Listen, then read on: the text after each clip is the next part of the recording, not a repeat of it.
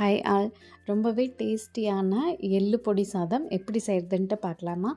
அதுக்காக 2 ஸ்பூன் எள்ளு நான் எடுத்திருக்கேன். எள்ளில் வந்து எப்போவுமே கல் தூசி எல்லாம் இருக்கும். அதனால் முடிஞ்ச அளவுக்கு அதை வாஷ் பண்ணி சேர்த்திக்கோங்க.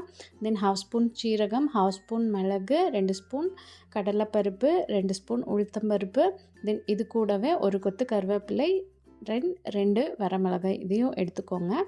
எள்ளை வந்து ஒரு வாணலியில் போட்டு நல்லா பொரியிற அளவுக்கு வறுத்துக்கோங்க.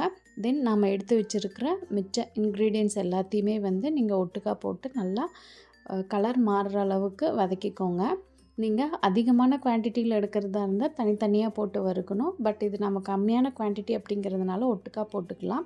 தென் இது எல்லாத்தையுமே வறுத்ததுக்கப்புறம் தேவையான அளவு உப்பு, தென் பெருங்காயத்தூள் ஆட் பண்ணி பல்ஸ் மோடில் கிரைண்ட் பண்ணிக்கோங்க.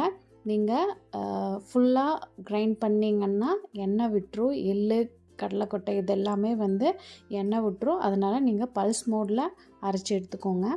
இந்த பொடியை வந்து நீங்கள் இட்லி, தோசை, சாதம் இந்த மாதிரி எதுக்கு வேணால் நீங்கள் யூஸ் பண்ணிக்கலாம். தென் சாதம் தாளிக்கிறதுக்காக கடுகு, உளுத்தம்பருப்பு, கடலைப்பருப்பு இது கூடவே நடக்கடலையும் போட்டுட்டு ஒரு கத்து கருவேப்பிலை, உங்கள் காரத்துக்கேற்ப வரமிளகாயும் போட்டு சாதத்தை போட்டு நல்லா தாளிச்சுக்கோங்க.